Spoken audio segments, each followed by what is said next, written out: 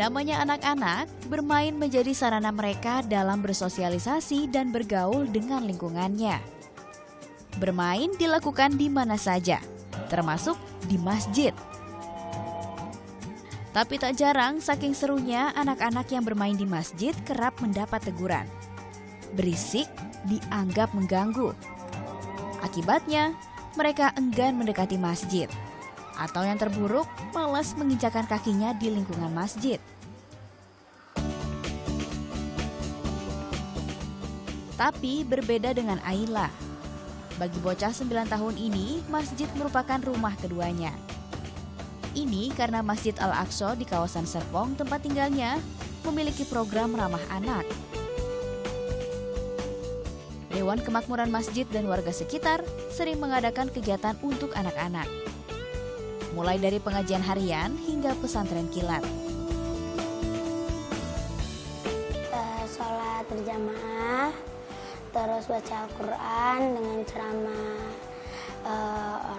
itu kayak Ustadz, terus nonton film tentang Islam dan kuis.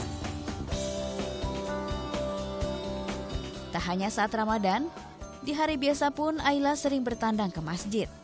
Mulai dari menjalankan salat 5 waktu, sampai dengan bermain bersama teman-teman. Karena ada banyak temennya, fun juga, nggak ada yang marahin. Ya, para pengurus tak pernah melarang anak-anak untuk bermain di masjid. Mereka bahkan merangkul anak-anak agar senang beraktivitas di sini. Rina Rahayu sang bunda juga tak pernah membatasi aktivitas Ayla di masjid. Mungkin faktor dari teman juga ya. Jadi jadi dia mengikuti, jadi dia juga enjoy di sana. Kalau misalnya saya yang paksa dia untuk ikut, terus dia mungkin tidak ketemu teman atau orang yang dia kenal, mungkin dia juga enggan kali ya. Jadi ya saya lihat mungkin fasilitas yang diberikan di Masjid Al-Aqsa juga mendukung untuk anak-anak seusia Ayla seperti itu.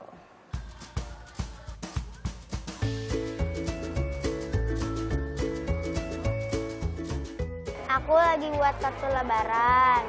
Temanya ke masjid, rencana aku mau kasih ke bunda. Tak hanya Ayla, teman-temannya pun menunjukkan kecintaan pada rumah ibadah mereka. Selain salat terjaga, anak-anak juga mudah dipantau.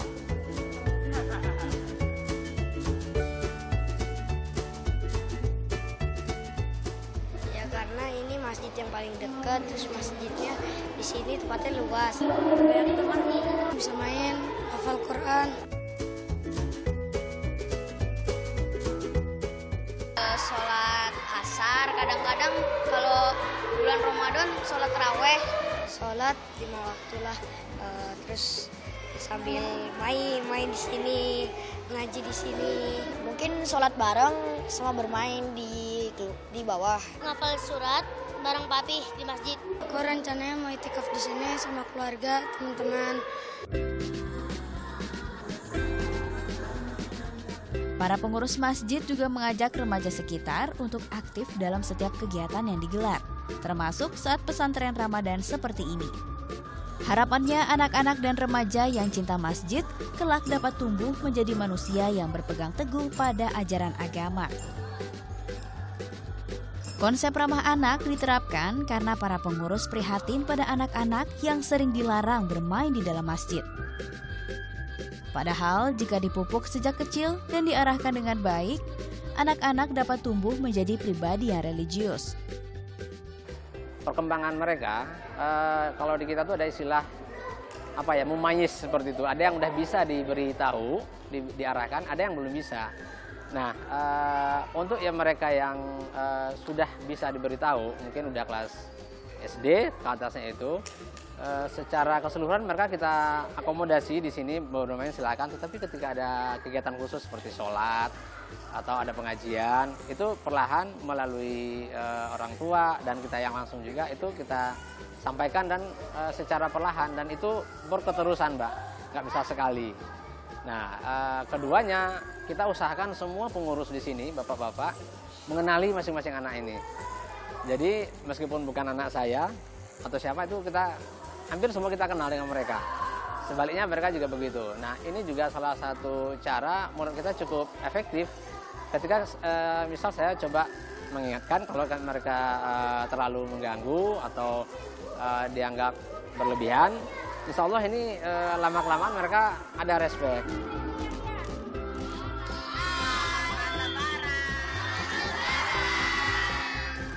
Karena keterbukaan inilah predikat Masjid Ramah Anak melekat pada Al-Aqsa.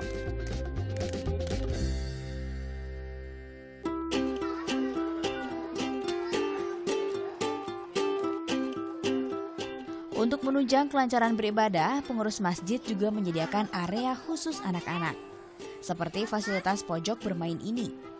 Beragam permainan edukatif ada di area bermain. Orang tua pun tenang beribadah, sementara anak mereka bebas beraktivitas.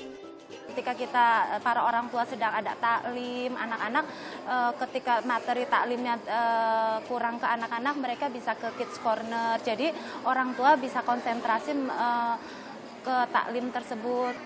Tidak berkeliaran kemana-mana, jadi area khusus, dan itu juga ditempatkan di tempat yang aman gitu ya buat anak-anak.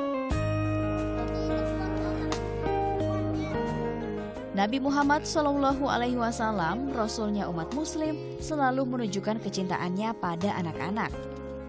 Di satu waktu, Rasulullah SAW salat Isya bersama sahabatnya. Saat beliau sujud, datanglah Hasan sang putra dan menaiki punggung Rasul. Nabi Muhammad pun memanjangkan sujudnya agar tidak menyakiti Hasan.